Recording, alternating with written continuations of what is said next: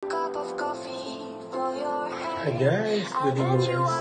Look, this one is 10 karat plated. Hindi na po siya nag-fade, ganyan na po, forever yan. This one is vintage na po guys. Vintage na po yan. Ganyan na po yung kanyang kulay. Counting linis lang kasi medyo madaming alikabok.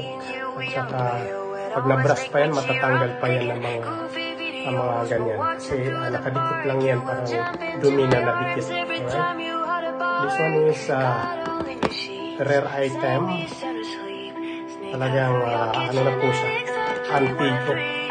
This one is gold, 10 karat, coated.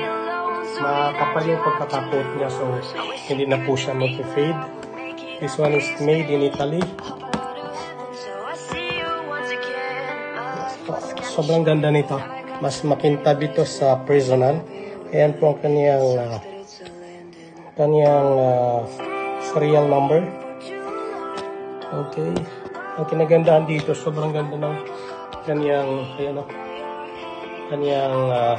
sobrang lamig sa mata ba. Right? Unisex. Look.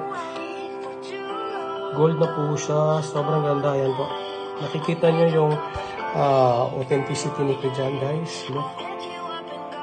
And then lalo na itong hidden, meron lang ito sa mga original, authentic na ganyan na pulis. Ayan, ibig sabihin hindi po yan natatanggal kahit anong gawin po dyan. Ayan po yung na.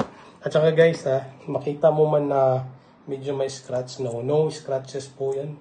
Ano lang talaga yung kamay ko, pawisin lamang po. Kaya minsan pag naano ko, parang nandyan agad yung ewan ko, pasmado. Ayan, so guys, sobrang ganda. Ang ganda. Alright. Yan po ang kanyang kulay niya. Mas maganda pa ito sa personal. Okay? Golden po siya. Hindi mo siya makakakitaan na may dumi or what. Napakaganda nito sa personal. Alright? So, nahan lang. Salamat.